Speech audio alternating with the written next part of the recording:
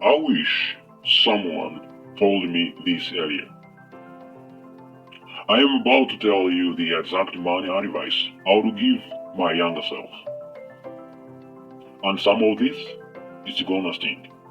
Because these aren't just tips I read in a book.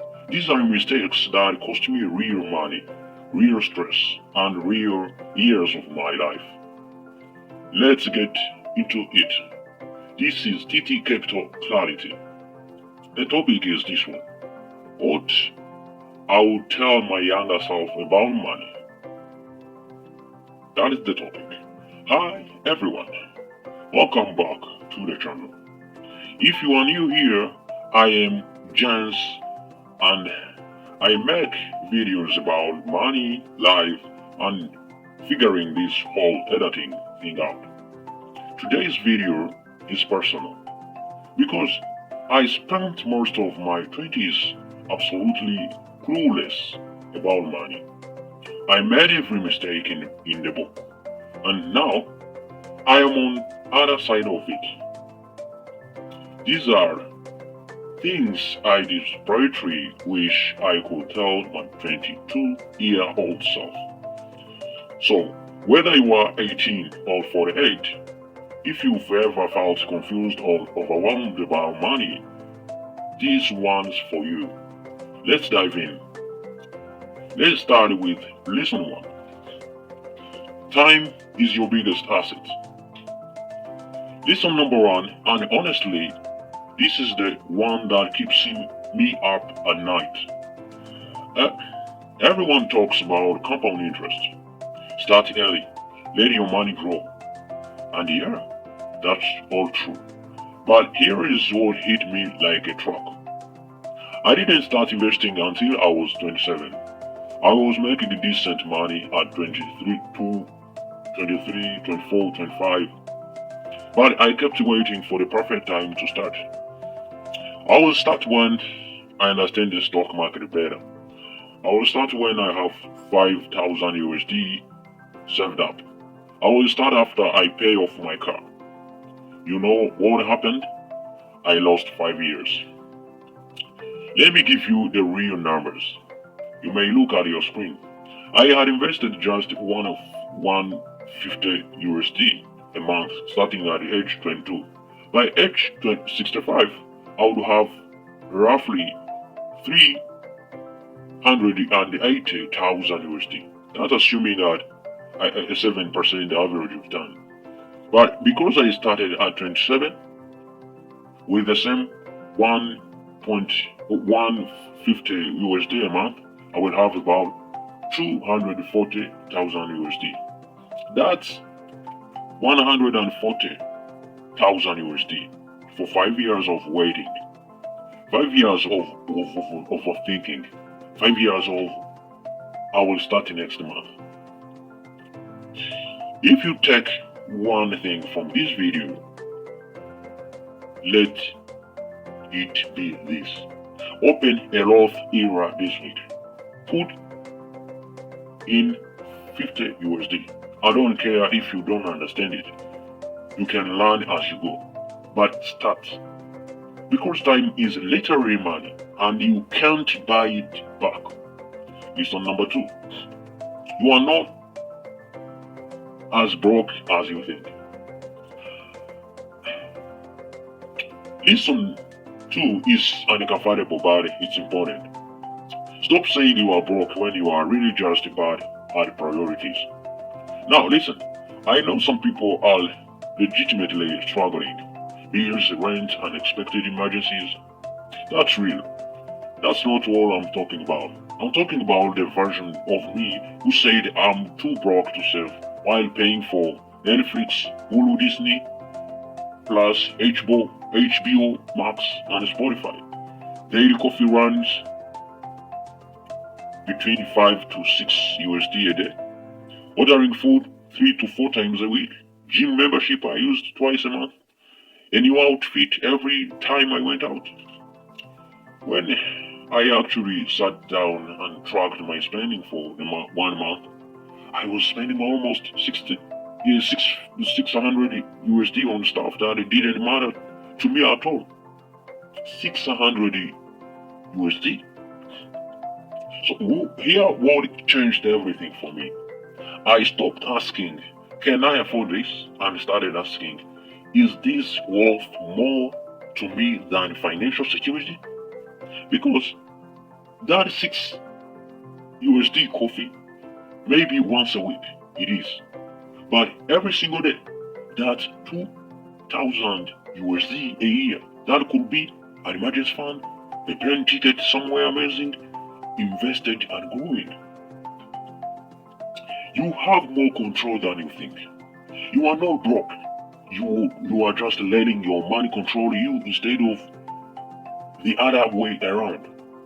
Track your spending for 30 years. I promise you will be shocked. Lesson number 3. Debt isn't normal, it's normalized. Lesson 3, and this one messed me up for years. Just because everyone has debt doesn't mean it's okay. At 25, I had 12,000 USD on credit card debt, and I genuinely thought that was just normal.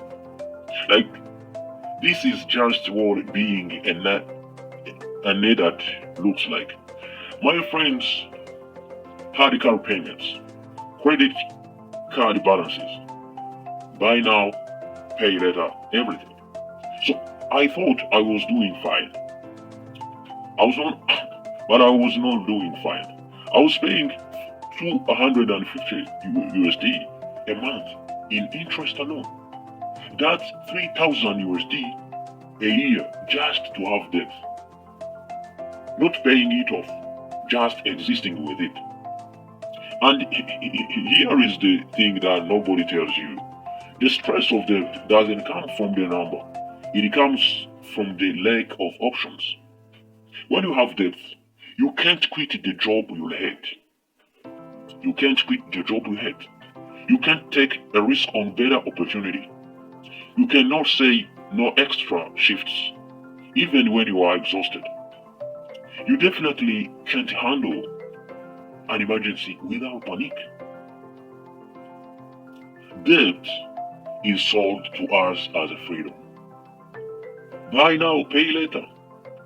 No monthly payments, you deserve it. But it's the opposite. Debt is a cage. So if you have debt right now, listen. You are not a failure. The system is literally designed to keep you in debt, but you can get out. Start small. Pick the smallest debt. Attack it. Then the next one, build momentum. And if you don't have debt yet, keep it that way. I don't care what your friends are buying. Live below your means. Now you can live how you want later. Lesson number 4. Treating yourself shouldn't require recovery. Lesson 4 is about something we all do. If you have to recover financially from treating yourself, you didn't treat yourself. You hurt yourself. Raise your hand if you have ever said, I had a rough week. I deserve this. Yeah, me too. Constantly. Bad day at work. Online shopping. Stressful week. Expensive dinner. Feeling down? Treat yourself. But then what happened? My bank account was low. I felt guilty. And I would stress about money which made me want to treat myself again. It was a circle. Here is what I learned. Treating yourself should add it to your life, not subtract from it. These are real treats. A guilt-free coffee because you budgeted for it. Weekend trip you saved up for. A nice dinner that doesn't make you panic when the bill comes. The goal isn't to never spend money on things you enjoy. The goal is to enjoy them without the anxiety hangover. Budget for fun, seriously. Put fun money in your budget the same way you budget for rent, because life is supposed to be enjoyed just on purpose, not as an escape for stress that creates more stress. Lesson number 5. Your parents might be wrong. Lesson 5 is sensitive, but it's real. Your parents' money advice might be outdated or just wrong.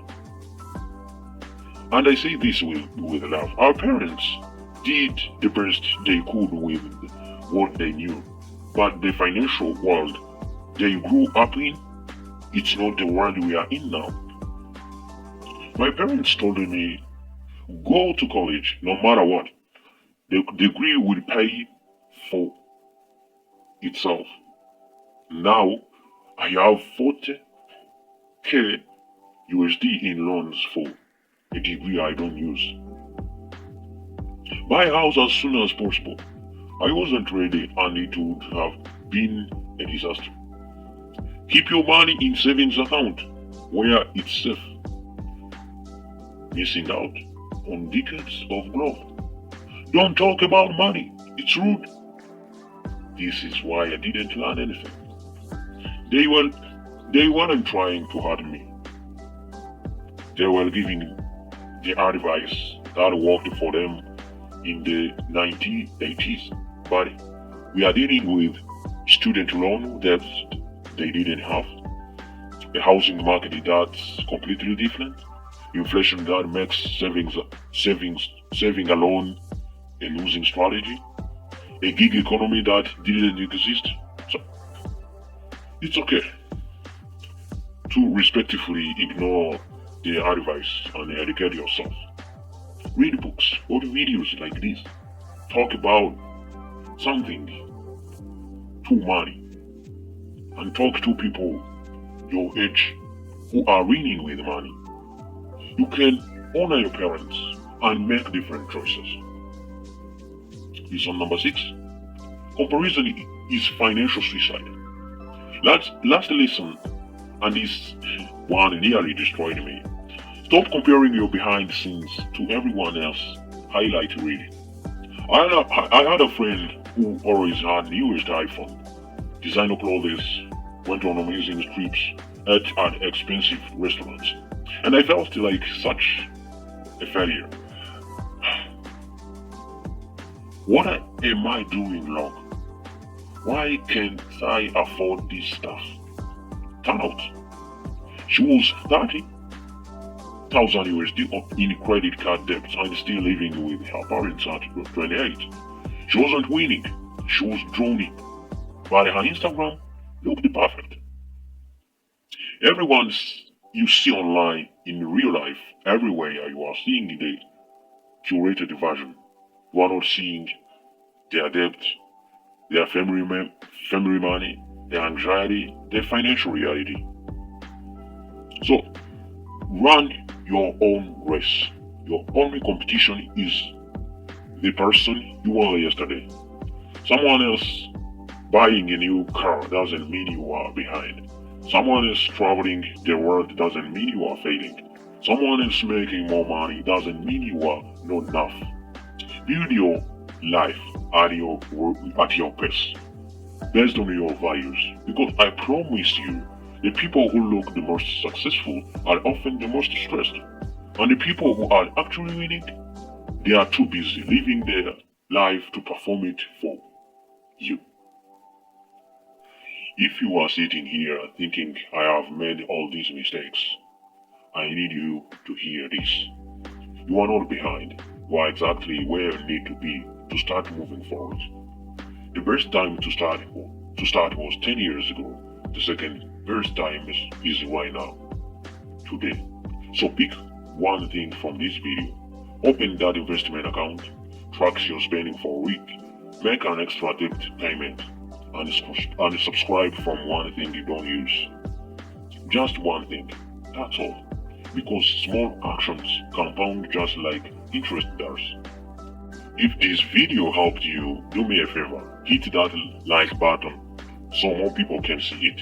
Subscribe if you want more.